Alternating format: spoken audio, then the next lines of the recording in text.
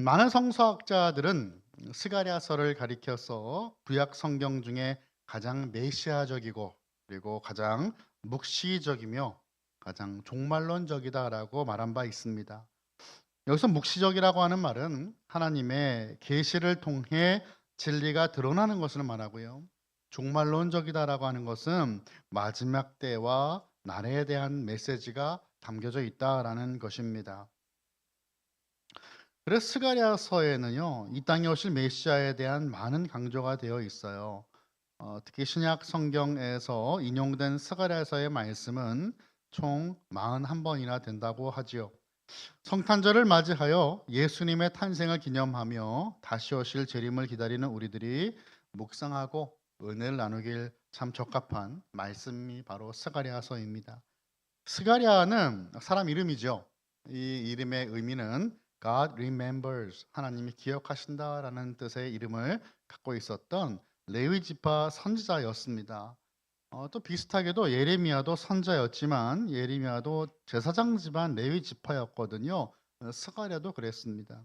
스가랴가 활동한 시기는 한치 앞을 바라보지 못했던 암흑기였어요. 하나님의 선민이라고 하는 선택받은 민족 이스라엘은 결국 그들이 하나님을 떠나고 범죄함으로 북이스라엘이 기원전 722년에 아수르에 의해서 나라가 멸망을 당합니다.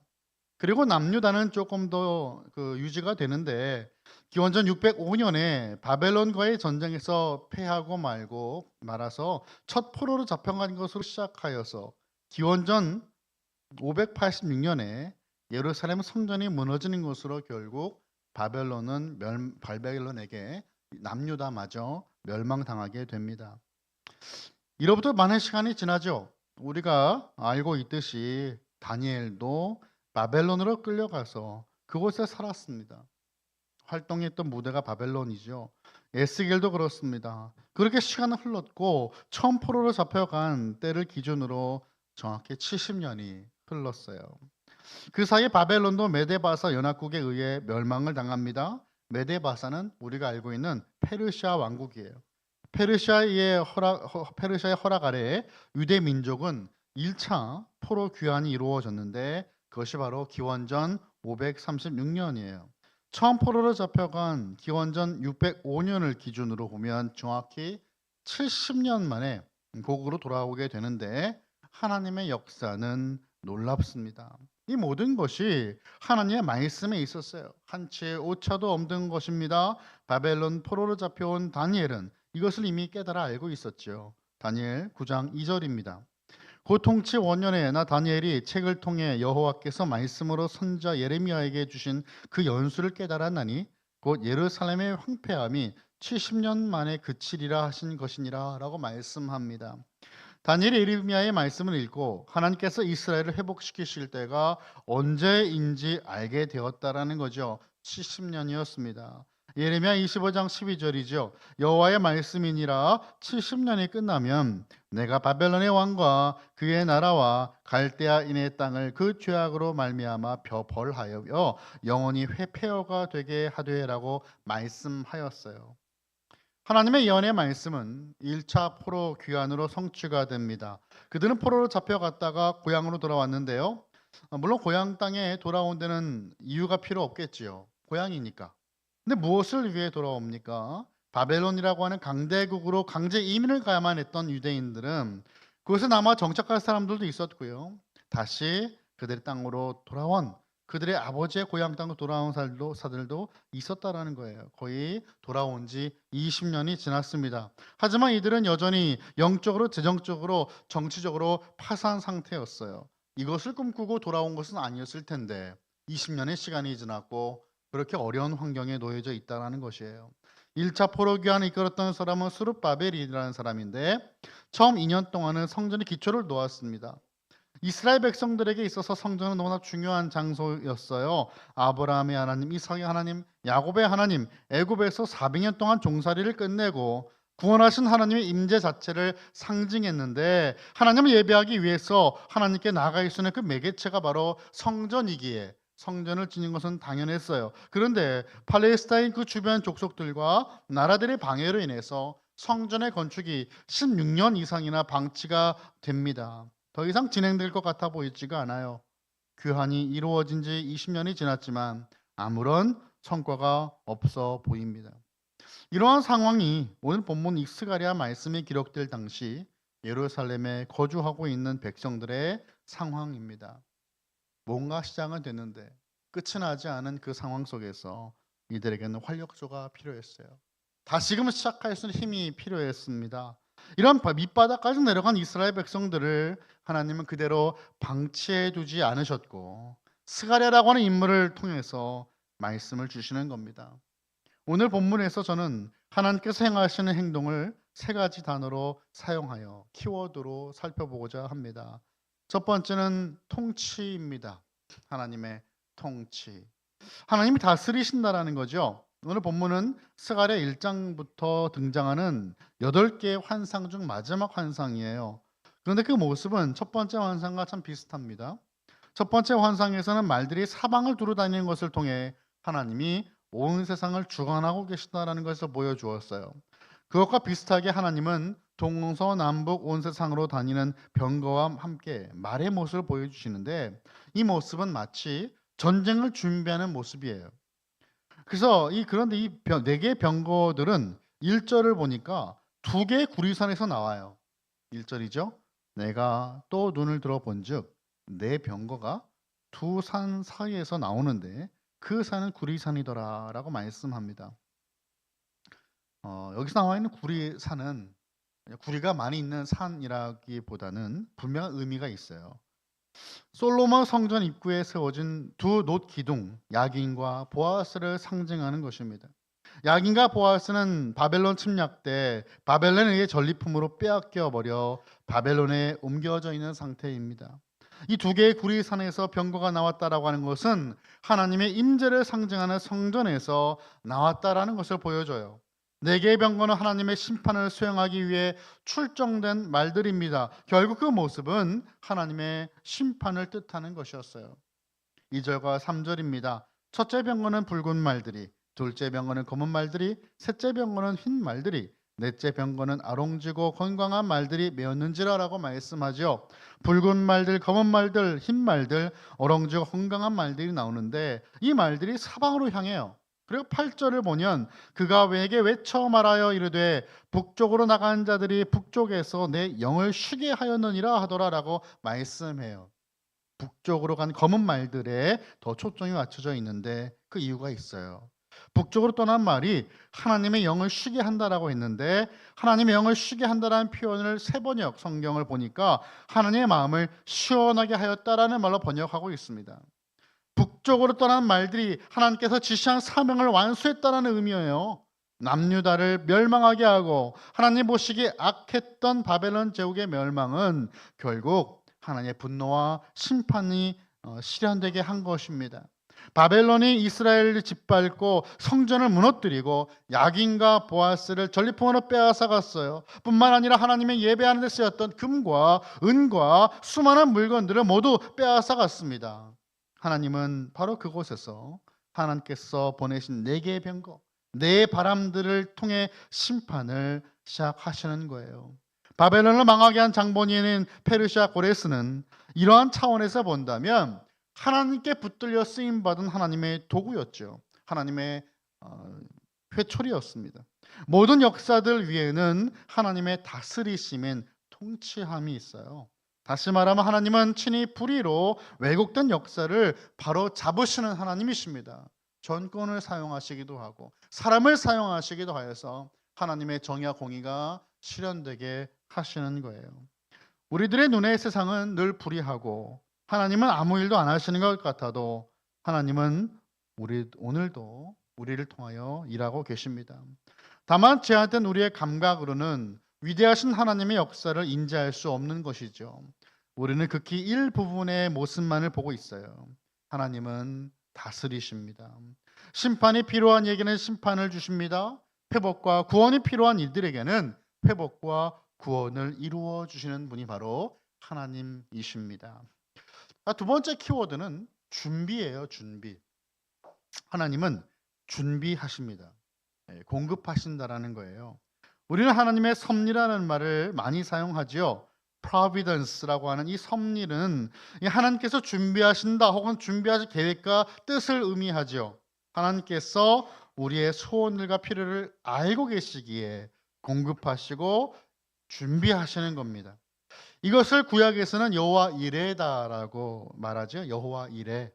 아들을 제물로 바치라는 말씀에 순종한 아브라함이 이삭을 데리고 모리아 산으로 가서 하나님께 제물로 바치는 그 순간 하나님은 아브라함의 믿음을 인정하셨고 수풀에 뿔이 걸려 잡혀져 있었던 순양을 하나님께 드릴 수 있었어요. 그래서 아브라함이 그 땅의 이름을 여호와 이레라고 부른 거예요. 준비하시는 하나님, 그 하나님을 아브라함은 경험합니다. 분명 이스라엘은 유일신 여호와 하나님만을 예배하고 섬겨야 되는데 이스라엘 백성들 그렇게 하지 못했어요. 이들은 약속의 땅에서 영적인 바람을 폈다라는 거죠. 호세아서를 보면 알 수 있죠. 바람을 핀 거예요. 고대 신들은 남신과 여신이 존재했어요. 그래서 이제 남신이 있으면 당연히 이 남신의 와이프인 여신이 존재해야 되는 거예요. 사람들의 상상력으로 만들어낸 존재들이니까. 여호와 하나님은 남자인 듯 보여요. 그런데 이스라엘에게는 여신이 없다 이 말이지요. 그 이유는 이스라엘 백성들이 여호와 하나님의 거룩한 신부였기 때문입니다. 이들은 하나님을 하지만 거룩한 신부였지만 버렸고 다른 남신 바알을 선택해 버렸어요. 이방인들의 방식으로 바알을 예배했고 영적 타락과 함께 하나님을 향한 신앙 또한 버리게 된 것입니다. 이러한 이스라엘의 타락과 범죄로 하나님은 그들을 심판하셔서 포로로 잡혀가게 하셨지만 이 모든 것들은 하나님의 놀라운 구속사적인 계획 속에 진행된 것이었습니다. 이스라엘 백성들의 필요한 모든 것들을 하나님은 공급해 주세요. 하나님께서 보여주시는 이 공급하심 일부가 오늘 본문에 등장하는데 이게 바로 11절입니다. 한번 11절 같이 읽어볼까요? 시작. 은과 금을 받아 면류관을 만들어 여호사닥의 아들 대제사장 여호수아의 머리에 씌우고. 아멘. 바벨론으로 돌아온 자들에게 받은 은, 금으로 면류관을 만들어서 대제사장 여호수아의 머리에 씌우라고 명령을 합니다. 1차 포로 귀환 당시 총독 스룹바벨, 대제사장 여호수아, 그리고 선지자 스가랴 등 5만 명 정도가 귀환하여서 돌아오게 되었어요. 하나님은 스가랴에게 이들로부터 금을 받아 면류관을 만들어 그 면류관을 대제사장 여호수아에게 씌우라고 말씀을 하십니다. 포로 귀환 공동체의 손에서 받은 금으로 면류관을 만들어서 대제사장의 머리에 씌우라고 하시는 것은 성전과 또한 제사의 회복을 상징하는 것이었어요. 이제는 회복된다라는 거죠. 이러한 거룩한 회복을 하나님께서 주도하고 계시는 거예요. 사랑하는 성도 여러분, 그래서 마지막 세 번째 키워드는 바로 회복입니다. 하나님은 하나님의 백성들의 회복을 간절히 원하세요. 하나님은 내가 나의 회복을 원하는 것보다 내가 회복되길 더 원하시는 분이 바로 하나님이시다 이 말이죠. 그런데 회복은 다른 곳이 아니라 내가 무너진 그 자리에서 회복을 시키신다라는 것입니다. 더 이상 이 문제들이 나의 문제로 여겨지지 않게 하시고 그 어떠한 상황과 환경에서도 하나님 한 분만을 더욱 바라볼 수 있도록 우리를 높이시는 거예요. 제가 지난번에도 한번 말씀을 드렸던 예화이죠. 우리의 삶을 항해로 본다면 우리의 삶의 장애물들은 바로 암초일 겁니다. 암초가 너무나 많아요. 항해할 수가 없어요. 그럼 기도합니다. 하나님, 이 주변에 암초가 너무 많습니다. 하나님 암초를 뽑아 주십시오. 하나님 배들이 암초를 잘 피해갈 수 있게 해주십시오. 그런데 하나님은 그렇게 역사하지 않으십니다. 하나님은 내가 생각하는 것보다 더 다른 차원을 생각하시는 하나님이시잖아요. 하나님의 길은 우리의 길과 다릅니다. 수면의 높이를 높이셔서 모든 암초들을 물에 잠기게 하시고 우리로 하여금 그 물을 유유히 지나가게 하시는 분이 하나님이십니다. 하나님 회복시키세요. 모두 포기하고 있을 때 하나님은 다시금 사명의 자리로 인도하신다라는 것이죠. 이스라엘에게 너무나 중요했던 성전의 건축, 이들은 거의 다 포기하다시피 하였어요. 다 놓아버렸어요. 그렇지만 하나님은 그 성전의 건축을 포기하지 않으셨다는 것을 말씀으로 주십니다. 12절 함께 봅니다. 시작. 말하여 이르기를 만군의 여호와께서 이같이 말하시되 보라, 싹이라 이름하는 사람이 자기 곳에서 돌아가 나서 여호와의 전을 건축하리라. 아멘. 싹이라는 사람, 싹은 순이죠. 싹이라는 사람이 성전을 건축하게 된다라고 하는 말씀입니다. 13절의 초반 부분을 보면 왕위에 앉아 다스릴 것을 말씀을 하는 것인데요. 11절의 초점이 대제사장 여호수아에게 있다면 12절의 초점은 성전을 건축할 이 싹이라고 하는 인물, 싹에게 맞춰져 있어요. 싹은 히브리어로 체마흐라고 하는데 원래 이 말은 다윗 왕조를 상징하는 단어였어요. 성경에 수많은 예들이 있지만 한 가지만 보면 이 구절입니다. 예레미야 23장 5절 말씀 보니까 이렇게 말씀하죠.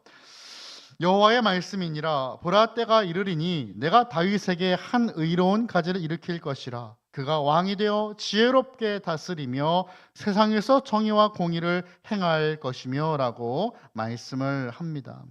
다윗에게 한 의로운 가지 일으키실 것이다 라는 것이죠. 그런데 이 단어가 여기서 한 사람에게 지금 쓰여지고 있어요.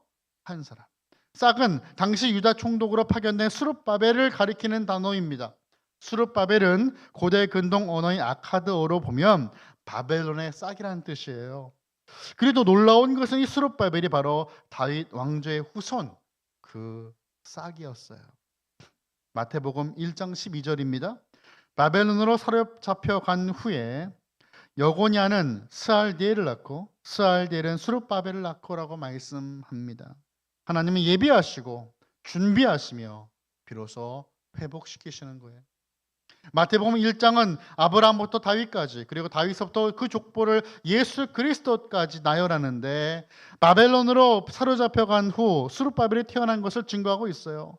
말씀처럼 정말로 다윗의 후손은 포로 귀환을 통해 이스라엘을 재건하는 데 쓰임받았고 성전을 건축하고 있으며 멈춰버린 것처럼 보여지는 이 시점에서도 성전 건축은 분명히 마무리될 것이다라고 하나님은 말씀하시는 겁니다.